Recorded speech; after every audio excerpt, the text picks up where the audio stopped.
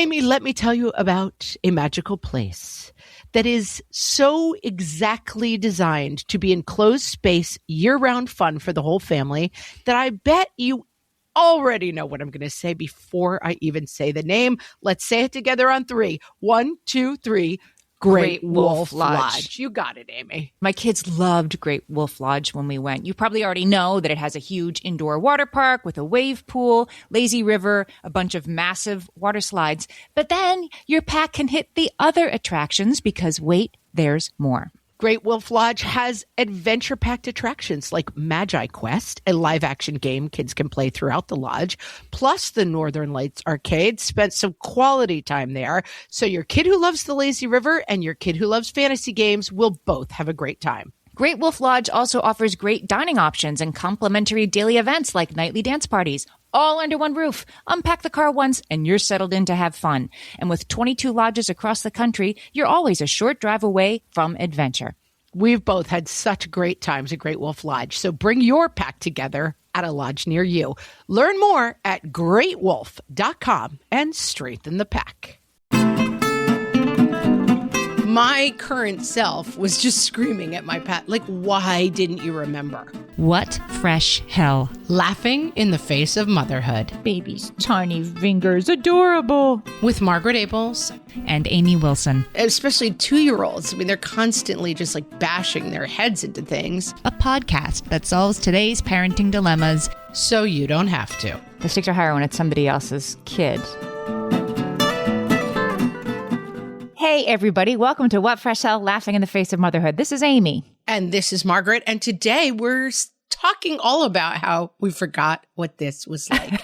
I wanted to title this episode, I Went Back to Shawshank, yes. But it might be a little too obtuse for people, but yes. That's the parenthetical title, right? We have quite a story for you, but first we must address a very rare retraction is happening on the What Fresh Hell podcast. We're not journalists, so normally we don't have an ombudsman who checks us.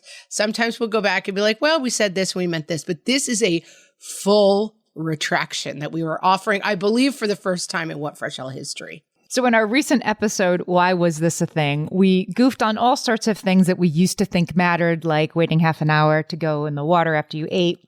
And we goofed on something that neither of us were, well, I at least was totally unfamiliar with. And you were like, yeah, vaguely familiar that you're not supposed to shower during a thunderstorm. We goofed on it, meaning we were making fun of it, but we actually goofed on it, meaning we gave bad information. We were like, you can't shower during a thunderstorm. Like, what weirdo would think that? The CDC in 2023 says that you should not wash your hands or do dishes or shower during a thunderstorm because it is possible, if there's metal pipes or whatever, that they could conduct and you could be shocked. I'm going to quote, it's a low probability, but it is a probability. I'm going to quote Ron Hall. He's a meteorologist with the National Oceanic and Atmospheric Administration. He tracks lightning injuries. Thank you for your work, Ron.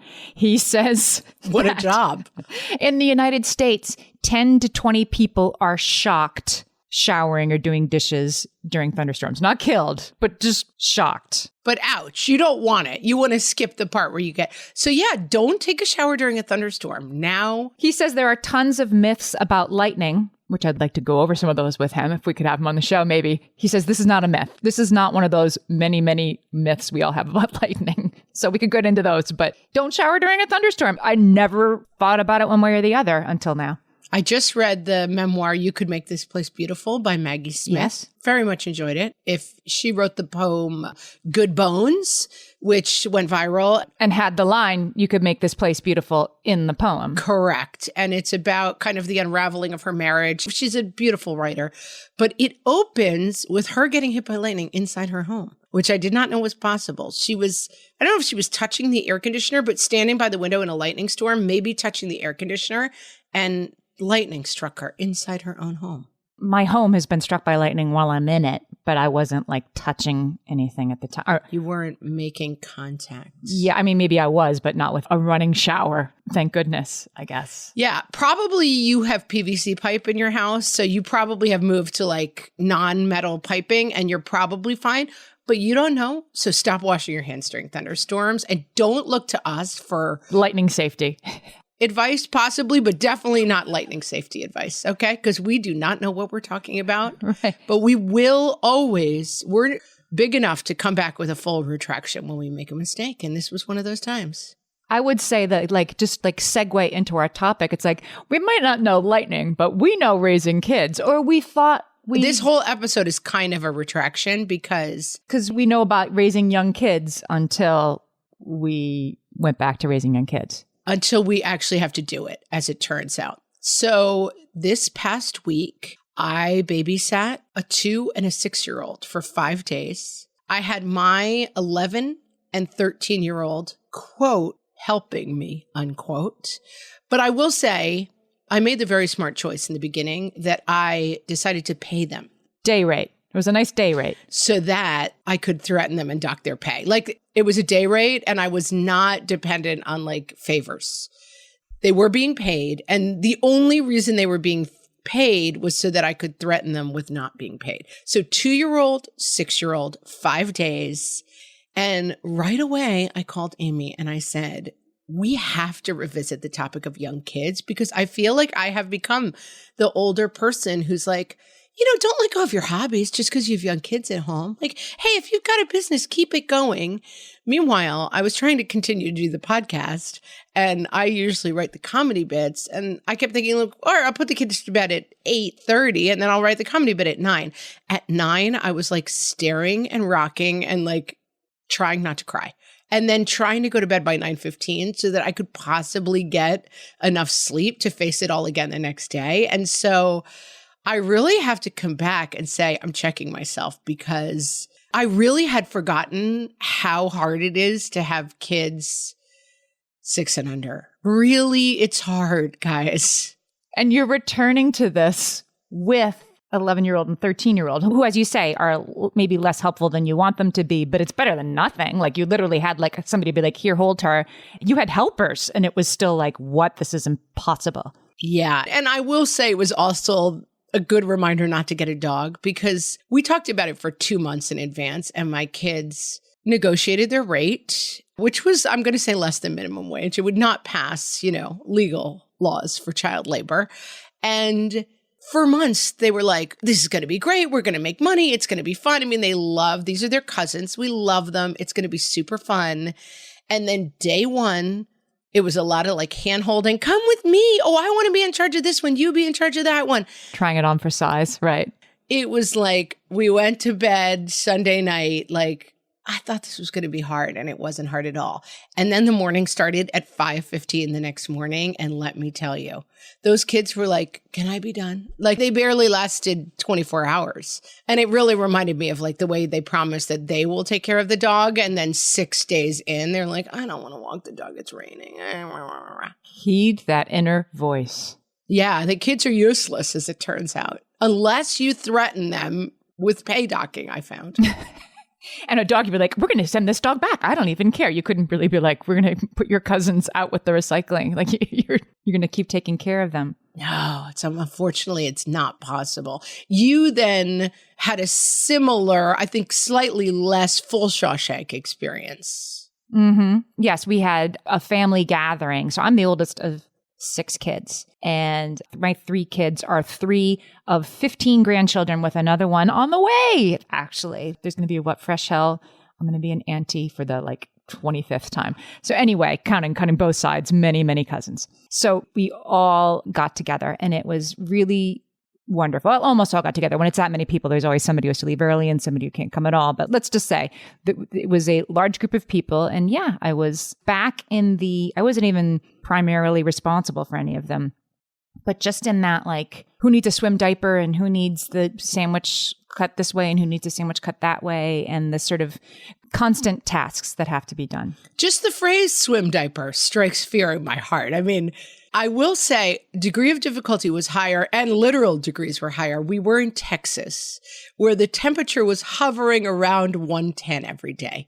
And it does make it, I was saying to my husband, it's like living on an Antarctic atoll. Like, you have to make every calculation. Like, can we get 4 of us from the parking space into the Walmart without dying? Like, it's so hot that you Normally I always liked to be pretty scheduled with kids. Like, okay, you get up, you have breakfast, you go to the playground, you come home, you have lunch, it's nap time. Then you have a short afternoon activity, it's bed. I really like to know what the day could hold. But playground in the morning, it's not happening at 110 degrees. Like you literally would just wound yourself trying to go down the slide that's 140 degrees in the sunshine. Right. And then everyone would cry and go home. It was a high degree of difficulty. Even the pool is too hot at 110. I heard some news story about a guy in this heat in Texas who got third-degree burns from sitting like on a sidewalk. You can picture like the curb, basically. Sitting on the curb through his shorts, got third-degree burns on his buttocks. This tracks for me. The other thing is we are not people in Texas. We went out with my sister-in-law at one point. She's got a giant like foil thing that goes in the windows. They're prepared, but we had a rental car and we were just total clowns. So we would just go park in the sun and forget about it. And then you would come back and you had to keep the kids out of the car for 15 minutes in the heat so that you could get the air conditioner so that they wouldn't get burned by the seatbelts. Right. Like picture like that, like metal seatbelt clamping and touching the skin of like a 2-year-old and you're headed into the ER. I just went back to Shawshank. Yeah, like the pinching of the baby fat in the car seat thing. That's the worst thing I've ever done. Oh, the pinching of it's amazing what you block out, people. You're like, I'm yelling to my kids, like, don't pinch them. I will say Amy Wilson's words saved my life. This was the thing that I kept saying because I think especially because my kids were on the clock, not surprisingly, they didn't like the diaper changing and like the hard work, the preparing of the chicken nuggets. But then they wanted, whenever they came in, to kind of get on the clock by the kid would finally be like quietly reading a book in the corner and they would come running over and be like, hey, how's it going? And I found myself screaming 300 times a day, do not interrupt a happy child. Right. Do not interrupt a happy child. Because the minute they would start playing and then the 11-year-old would want to walk away and do whatever they wanted to do. And suddenly now the kid is like, wait a minute, I didn't know being entertained was an option. Right. This book is no longer interesting to me. Now I am screaming. Yes, I see that a lot in situations I sort of like watch from the outside now. Like I'm an observer at the pool with the swim diapers, right? And there's a lot of like 2 or 3 people worrying about what the kid needs while the kid is like chewing on some keys. That a little more of that is a good thing. But when you re-enter it after a lot of time off, you kind of lose that ability and you feel like you have to be like, it's a hot potato. You have to be handling between you at all times instead of just like, let them sit here. And in some ways, it is easier than the 10 adults all in a room trying to deal with 1 2-year-old. That dynamic, very complicated. So it was just myself and my kids. And it was really cute because the 2-year-old for the first couple of days, this is my niece, but we haven't spent a ton of time together. And so for the first couple of days, she kept saying, I want the mommy to do it about me. Like, she wasn't calling me like Aunt Meg, which is what my nieces and nephews call me. She's like, I don't know who you people are, but I seem to know that woman is a mom. And she would say, like, when my kids would try to give her something, I want the mommy to do it. I want the mommy to carry me. Like, she knew enough to know that, like, you fools are not of age and you should not be handling me. I want the mommy. Just like a dog would do. I don't know who she is, but I want her. Just like a dog would do. Like, okay, my alpha is missing. That's my alpha, right? I'm now going to follow this person around to make sure I get fed. She definitely sniffed out the alpha as the mommy and it was very cute. She's like, where's the mommy? Whenever I would leave the room, she's like, I want that lady who kind of seems to know what she's doing around here. It's so funny that she could sniff out that like 11 and 13, like you guys are kind of fun in a like, jester sort of way, but you cannot take care of me. Sure. You're a good time, but let's be serious. It's time for chicken nuggets and let's involve. Yeah. Let's get that mommy in here because I don't trust you people. And let's be honest, she was not wrong. Okay. All right, let's take a break. When we come back, I want to talk about like the distance and did the distance shape your response to it and anybody's response to it. Hellions, it's time for some spring cleaning, and I don't just mean the coat closets. Doing your financial spring cleaning can actually be super easy when you let Monarch do your financial spring cleaning for you. One dashboard that gets your entire financial life organized. No more clutter, no more mess, no more logins scattered everywhere, just accounts, investments, property, and more, all in one place. Get your first year of Monarch for half off, just $50 with promo code FRESH. Monarch allows you to look not only at what you've already spent, but also to plan for the future. With Monarch, you can set savings goals, plan for big purchases, and notice spending trends before they become a problem. I can generate cash flow reports that show me what we spent this quarter, this month, what we're probably going to spend next month, and feel prepared, organized, and knowing how to plan for the future. No more surprises and a lot more clarity. Try Monarch. Use code FRESH at monarch.com to get your first year half off at just $50. That's 50% off your first year at monarch.com with code FRESH. Amy, when I'm having a good hair day, it usually makes my whole day better. And that's why on every day, I'm taking Nutrafol. Nutrafol is the #1 dermatologist-recommended hair growth supplement brand. And it's the #1 hair growth supplement brand personally used by dermatologists. Nutrafol's hair growth supplements are peer-reviewed, NSF certified for sport, and clinically tested. Nutrafol offers multiple formulas for men and women, tailored to different life stages and lifestyle factors, so you get support that's actually right for you. Adding Nutrafol to your daily routine is easy. Order online, no prescription needed, with automated deliveries and free shipping to keep you on track. Let your hair be one less thing to worry about. See visibly thicker, stronger, faster-growing hair in 3 to 6 months with Nutrafol. For a limited time, Nutrafol is offering our listeners $10 off your first month subscription and free shipping when you visit Nutrafol.com and enter promo code LAUGHING. That's Nutrafol.com, spelled Nutrafol.com, promo code LAUGHING. All my kids learned to swim when they were little. It was super important to me that they be confident and safe in the water.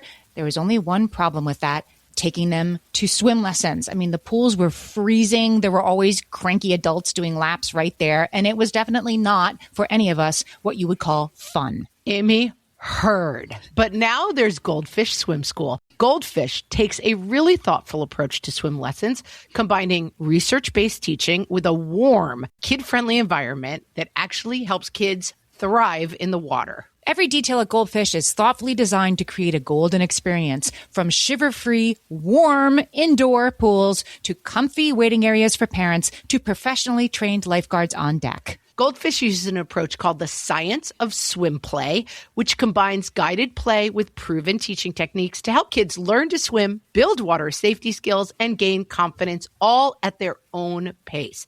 Lessons are designed to meet kids exactly where they're at. If you've been thinking about swim lessons or just wondering where to start, this is a great opportunity. Right now, Goldfish Swim School is offering a waived membership plus your child's first lesson free at participating locations. Just visit goldfishswimschool.com/free to find a location near you and enroll using promo code FREE. That's goldfishswimschool.com/free, promo code FREE.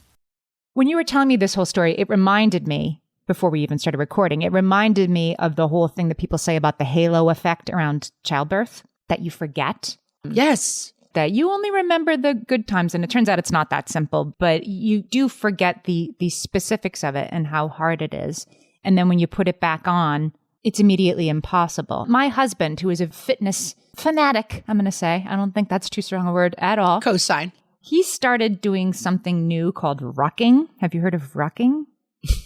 I mean, I do a lot of rocking by myself and regretting my life choices, but I don't think that's what you're talking about. This is rocking. You're not talking about rocking alone in your room and crying. No. This is R-U-C-K, like Alan Ruck. Isn't that the guy? Yeah, rocking.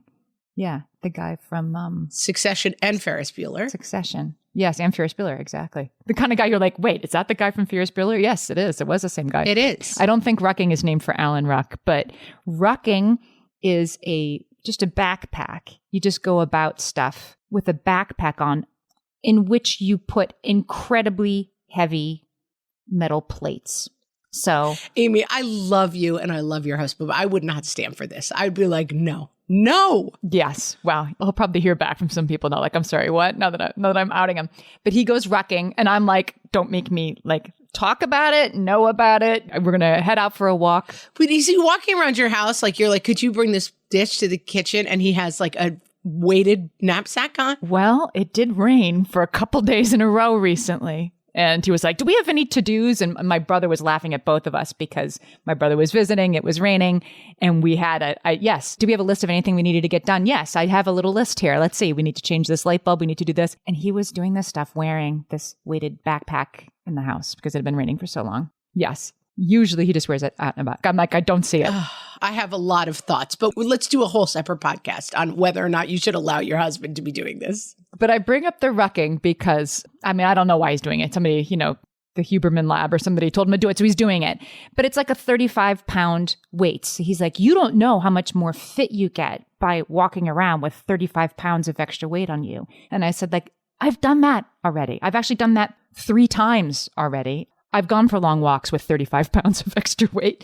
I've done it. I don't need to do it now.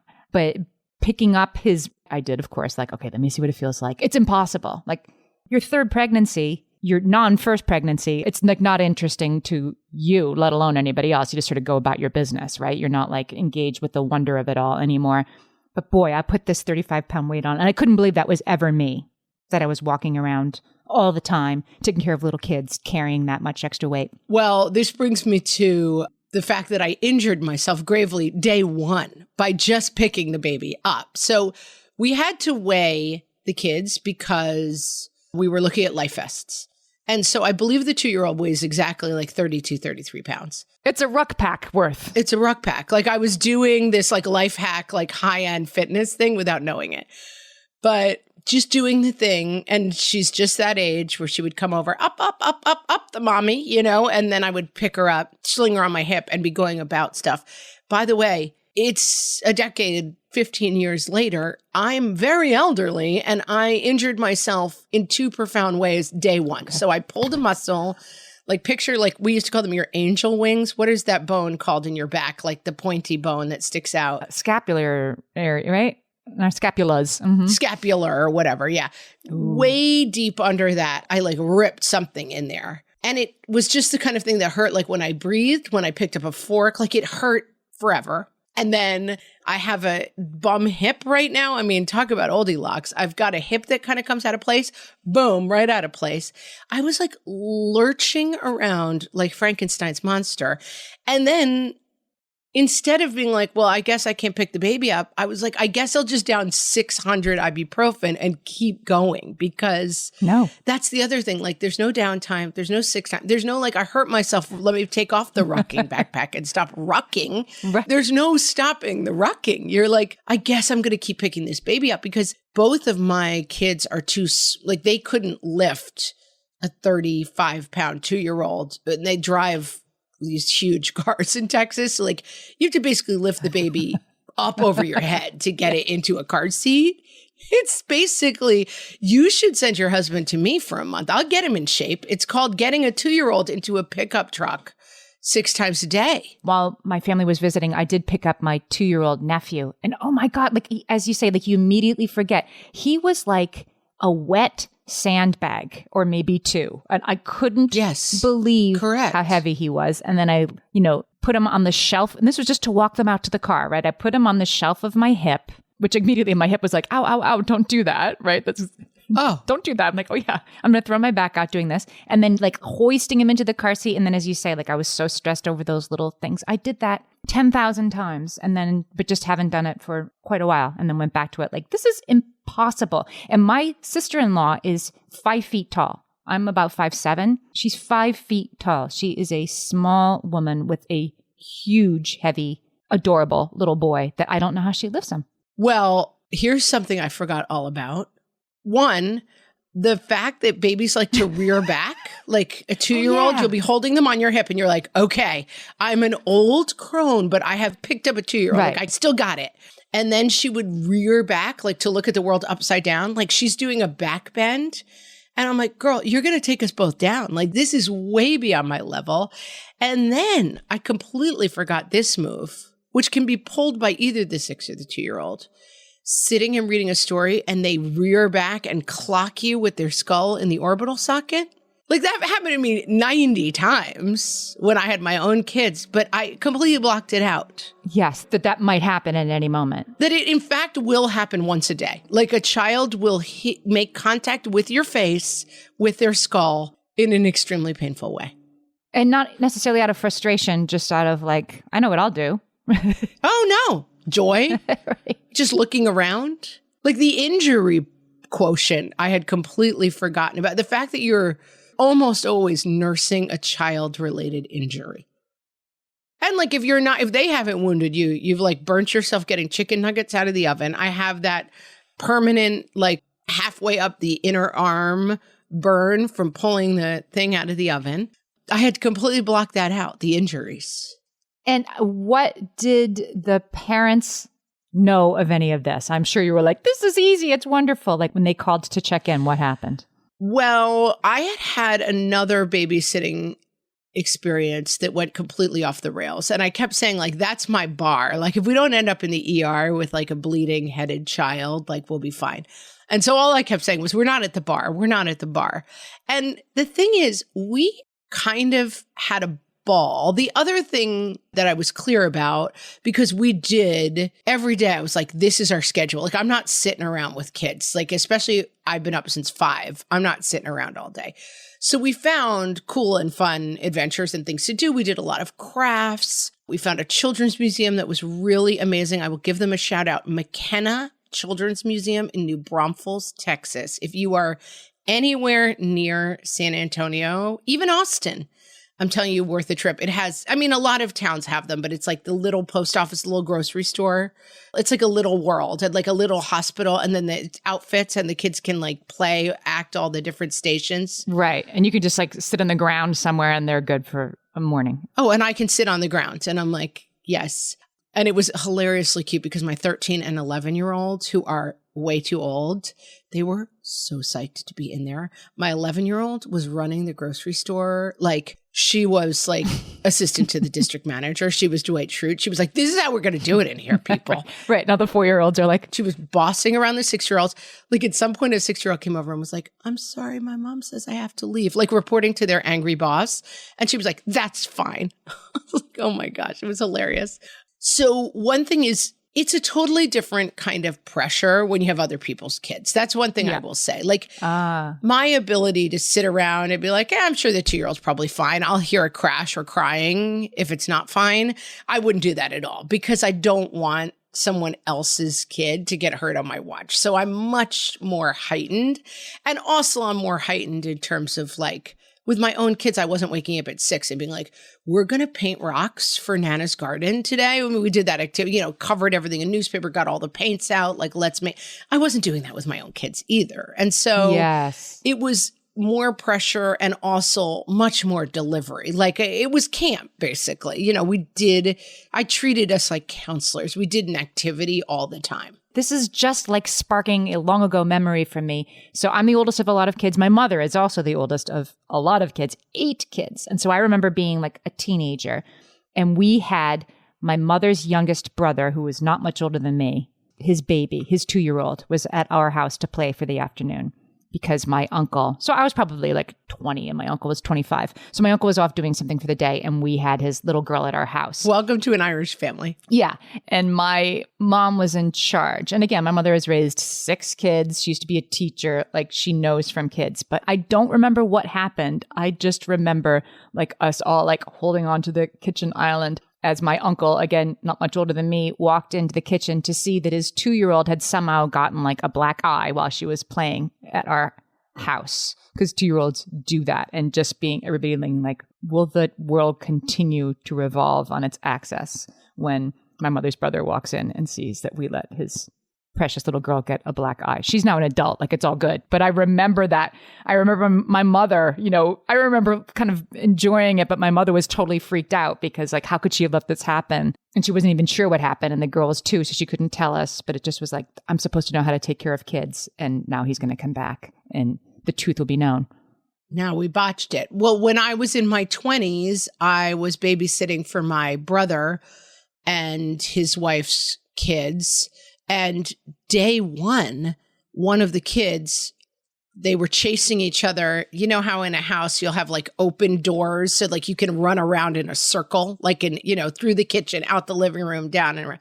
They were doing that. One of the kids slipped, fell into the door jamb like just the edge, the corner of the wall, basically, head first, and cut their head really badly. I was like, I mean, you don't have to cut your head really badly. Like I was like looking at his skull and I was like, but it's not that deep a cut. But anyway, needed stitches, still has a scar to this day.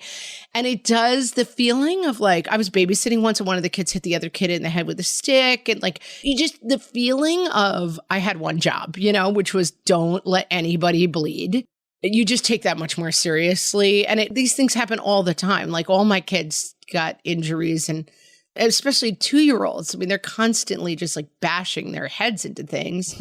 But yeah, it's definitely, as a babysitter, you're much more on, I would say, than I was as a mom. So the stakes are higher when it's somebody else's kid. And that you also feel less able to deal with it. I don't know. Yeah. I mean, babysitting is very different than parenting because, yeah, the stakes are higher. You have less control. You're not in your own space. Every time there's a diaper, you're like, where are the what? You don't have your stuff set up around you. And then we were in a third party's house. So it's like even more complicated that then, it's not totally baby proofed and there's stuff they can't touch. It's not in my own house. It was sort of like, I could go without seeing my 2-year-old for 10 minutes and then check in. Yes. Because I basically know like they're not drinking Drano, but right. Yeah, at one point we lost track of the 2-year-old. This was actually before the parents even left. And she was in the laundry room, like just lining up the bleach and cleaners and stuff. They all had caps on them, but she was like putting them in a row. And I'm like, yeah, this is not really an ideal activity for a 2-year-old, playing with the kitchen cleaner. Okay, so it's not your home environment, and it also wasn't the 2-year-old's home environment? It was a third-party environment, so it was definitely... That's very like an American Gladiator. And just to complicate things, we're going to be in a home where you don't know what the hazards are, and neither do the parents, because this isn't a familiar environment. And there's nothing a 2-year-old likes more than a unfamiliar environment to explore. Yeah, and then there's just the X factor of like what will go wrong. I will say we had 2 extremely near misses. One was there was a magnetic knife rack above the sink. So picture the 2-year-old is like clinging to my leg. So the bleach is just on the floor in the laundry room and the knives are out. Yeah, the bleach is on the floor. There's a magnetic knife rack on the sink. Sounds great. So it's like the blades are magnetically attached to the knife blade, but it's way high. Like the kids can't reach it. And for the record, there was a cap on the bleach. 2-year-old's clinging to my leg. I'm talking and gesturing, and my left hand hits one of the knives. I mean, it was like the Matrix movie. It goes spinning off the knife rack, and like blade pointing down is like falling towards the 2-year-old's head. And I Matrix style, like bash it out of the way and stop it from stabbing her in the skull. And then at some point I was trying to get her in the car and she reared back on me like she didn't want to get in the car. And there was a saw, like a rusty saw. It was like a cartoon that she went to like rear her head and missed by like an inch. And I was like... And it's just going by like moving. Yeah. It's just like if you were making a cartoon about like how does this kid hurt themselves, like rearing into the rusty saw that's like hanging from the wall. Yeah, it was a series of unfortunate events. But I want to say no wounds, no ER trips. So go me. All right, when we get back, I'm going to dial in on like what was hardest, what I forgot the most. Okay. My favorite skincare products actually feel more like self-care, like they're so nice to put on and they smell so good that I'm actually happy when I get to that part of my day. And I swear that is how I feel about Osea's anti-aging body balm. Amy, you are usually the lotions and potions queen on this podcast, but I have to say, hard agree. Osea's anti-aging body balm is a liquid silk body balm that combines the lasting hydration of a lotion with the firming power of a serum, leaving skin smoother and firmer. This body balm is clinically tested and designed to deliver visible results you can see and feel. So we've gotten to use this product for a couple of months now, and I swear I have really noticed firmer and smoother skin, like on the back of my hands. It's like getting a mini spa treatment from head to toe. Get a spring-worthy glow with clean, clinically tested skincare from Osea. And right now, we have a special discount just for our listeners. Get 10% off your first order site-wide with code FRESH at OseaMalibu.com.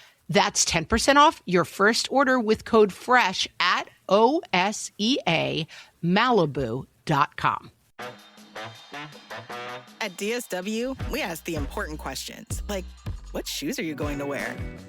Whether you're prepping for wedding season, festival season, or just planning the ultimate vacay, the right shoes can make or break an RSVP. So own the moment.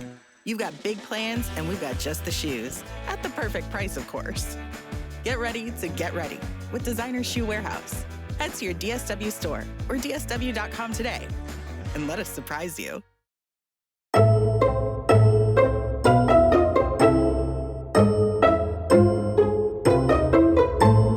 And now, how we remember kids versus the reality. From the What Fresh Out podcast. How we remember it. Babies smell like heaven, unicorns, and summer clouds all mixed together. The reality. That baby smell lasts for an extremely brief window. Then babies start smelling like old carrot puree and pee. How we remember it. Baby's tiny fingers, adorable. The reality. Tiny baby fingers have talon-like fingernails. They dig into your face and chest constantly, and when you try to cut them, it goes horribly wrong. How we remember it. Oh, when they first start to talk, it's so adorable. The reality. When they first start to talk, they learn the word no, and they will use it several hundred times a day. How we remember it. Oh, I wish I could have 19 more babies. The reality. I want you to spend literally 10 minutes with a real baby. You're being delusional. This has been How We Remember Kids versus the Reality. From the What Fresh Hell podcast. So it was really funny to see my kids. Like, my kids' thing was be reasonable. Like, I beg you to be reasonable with both kids. And what's funny for my kids is that they have forgotten. Like, at some point, my daughter was saying, like, she wants a graham cracker. And she's yelling at me that she wants a graham cracker, but she's eating a graham cracker. And it's like, right. Like, to me, that part was funny, but it killed my kids. Like, they wanted to, like, I think they took it seriously. They wanted to do a good job. And the idea that they were like, but I gave him what he wants and he's still not happy. Like, that was very hard for them to compute. Like, X plus Y equals Z. You know, they just were like, I do not understand it. I gave you what you said you wanted and you're still not happy. That's like...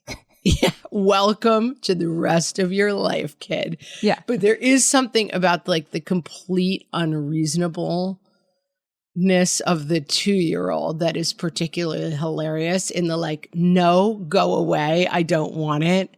And it really is... like the winds of change just blow. Like everything's completely fine. And then this is what really made them laugh is that it was a lot of like that kind of crying jag of 5 minutes where it sounds like they have like one of their pinkies like trapped in a vice, like, like so upset. Like it sounds like they're just at the end. Like how could anyone recover from this level of upset? And they're like, what's that? Yeah. And they just, something comes by and then they're out of it. They're like, was she faking? I'm like, she wasn't really faking, but it's just like the intense emotions of the moment are completely unattached to like how we experience. Like if you were that upset, it would take you a week to get over it, you know? But she's that upset and it takes like a bird flying by to be like, what's that? Right. And then you're like a bird. And then we're right onto birds. Right. Memories are pretty short term at that point. So yeah, I don't remember what I was mad about 30 seconds ago. Yeah, the changeability of it. There you are back in Shawshank. Wild. I'm thinking about the Children's Museum. Yes. How was it being back? Did the kids seem the same? Did the other grown-ups seem the same? I will say it was definitely, like the Children's Museum, great. Like it definitely reminded me of why I spent so much time making plans because the Children's Museum was incredible. Like everybody was happy. And then this Children's Museum, let me tell you, again, if you happen to be near New Braunfels, Texas, the best food I've ever had at the cafe. Everybody loved what they had. Like we just had 6 hours of total peace. But what the biggest thing that took me back was the lack of sleep. I mean, the lack of sleep is so hard. The baby would wake up at sometimes it's like 5:30. And that's earlier than your own kids, as I recall. Like your kids were good sleepers. Oh, my own kids. I don't wake up with my kids in the summer. I sleep until 8 if I want. No, but I mean, even when they were little, they weren't like 5:15 babies, or were they? Mine were. Not, maybe at that age. I would say when I had 3 little ones, just that idea. And I just remember so much, totally had blocked out the feeling of, and often had been up at 1 or 2 in the morning on a wake up that was usually like, okay, shh, go back to sleep. I wasn't up for long. But then I'm also kind of at an age where I don't fall back asleep 30 seconds later. And the feeling that was so visceral that came back to me was the feeling of walking up at 5:30 in the morning and thinking, this is it. I have like 16 hours to go, you know? Is that right? Like 5:30 to let's say 8:30 at night. And just that feeling of like, I'm not going to make it. It's not so much that it's 5:30. It's not so much that I'm tired. It's that the day is yawning and stretching before you of like, I'm this tired now. In an hour, I have to start cooking breakfast. Then it's only going to be 7:00 in the morning. And then I'm going to have to get us till 9, which is pretty much the earliest we can go out for any kind of event. And then I would say the Children's Museum is the easiest part of the day. But the Children's Museum involved a classic trade-off. Let the baby nap in the car on the way home. Then nobody gets a nap in the no downtime in the afternoon, because then we walk in, she wakes up, it's on. Right. And just the yawning day where also what I had forgotten, and this is why I really wanted to revisit, is, I mean, Amy and I are kind of on summer schedule, but like we had stuff to do. There was stuff to get done. I got nothing done in 5 days. Basically, I could not write a comedy bit. I could not review a chart. I could not write an email to someone I owed an email to. I had a lesson plan I had to write for teaching. The idea that like, I'm going to sit down on the couch when the baby's asleep for 2 hours and then I'll just like knock out that lesson plan I've had to do. What was I doing? And I was just like scrolling TikTok and like feeling the burning in my eyes. And the overwhelm of it, I forgot how overwhelming it is. And like, it's 100%, let me be clear. These kids were awesome. Like for a 2-year-old, extremely well-behaved, super sweet 6-year-old. Like these were normal kids. Right. It was normal hard, which is really hard, is what you're saying. It was normal hard. Mm-hmm. And I had 2 people helping me. I will say about day 3, my helpers did kind of bail. They were like, we're done. This is really hard. And it was a shocking revelation. And just the thing of like tired, and then just there are so many boxes to check before bedtime, like get everybody fed. I'm still feeding my own kids. I mean, they would kind of make their own stuff, but I got to cut up strawberries at least. Like I got to have some fruit out at some point. And, you know, the place we were, there was a pool. We could go get chicken fingers, but like just getting through the day, getting 2 kids dressed for the pool, a swim diaper, getting towels, sunscreening 5 people. And again, my kids could do some of it, but they're not 100% out. And I didn't really trust them to sunscreen the babies, you know? And just the relentlessness of it. It was shocking to me. Like I sometimes am like, oh, well, when I had 3 kids, you have nap time and then after bed, and then you don't have any time. Like, what do you do all day? You keep children going. That's what you do all day. I don't know why it's so hard, but it was a revelation to me. And it really reset me on some of the things that I've said on the podcast. Like, well, you know, don't forget to keep, you know, date night. Like the idea that I would want to go out with my husband at 8:00 at night, even with a babysitter. Like, no, all I wanted to do was lie in bed and have quiet and have no one speak to me. It's like the high school science class experiment where like you have to keep an egg alive for a whole week and carry it around. Yes, it was like that. Except you are a mom who has had 3 kids. So it's surprising. I understand it. I've experienced it myself, and it's still surprising. It's like, but I did this. Like this was me every day. And I'm going back, and how is it this hard? And so I don't know. Like, so if you're listening to this right now and you're like, yeah, it's hard. I got a 2-year-old and I get up at 5:15 every morning. I guess we're just saying like, yeah, it's as hard as you think it is. And don't let anybody tell you it's not. It's as hard as you think it is. Yeah. And I think that doing less is also fine. That's the thing. I mean, I was kind of like, camp counselor, it's a fun activity. And so we're going to do these 19 things. That list, like day 1, we were like, off to the pool. Now this, let's do drawing. Let's get crafts. By day 3, we were like, get through the day. Mm-hmm. And I think that, yeah, I guess the takeaway really is that you'll forget how hard it is. That's what's incredible. I ran the New York Marathon after having run another marathon. And I remember at the end of the first marathon thinking, I'm never going to do that again. Like that was actually miserable.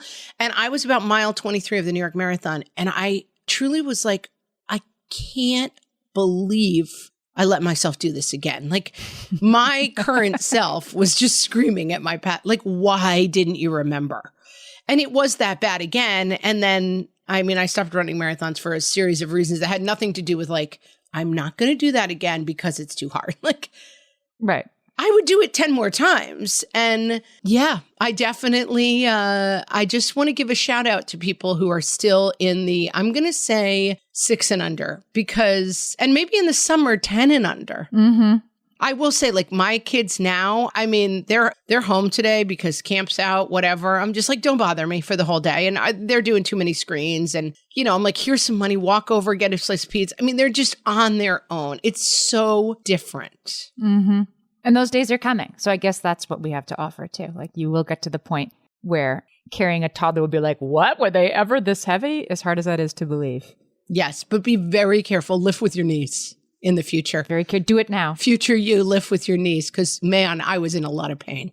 My thumbs, I used to tuck them in when I picked up my youngest and like lift her like with just my stiff fingers because I was getting carpal in my wrist. And so I could like stop using your thumbs to lift. It's hard not to use your thumbs Talk about forget. I got such bad carpal with one of my kids. And I was like, what is this? Like, I can't bend my hands. And it was from holding the kids. It's madness out there, people. It's a hard job. That's all we're here to say. Bow down. Respect. We see you. I feel like most of the time we are pretty, this is as hard as you think it is, and don't let anybody tell you it isn't. But whoa, where we put the ruck pack on and realized how heavy it was. Yeah. I was giving that lip service before this week, and let me tell you, I'm back. And wow, it's as hard as you think it is. If you want even more What Fresh Hell, you can subscribe to What Fresh Hell Plus to get all of her episodes ad-free and to get bonus episodes every month from Amy and I. And I have to say, we're recording one this week and our August bonus episode is going to be extremely funny.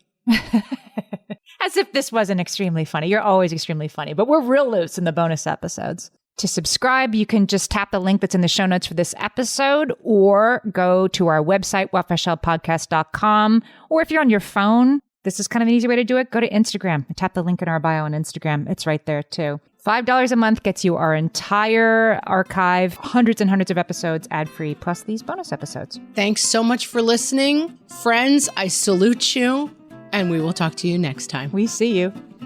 Bye-bye. Bye.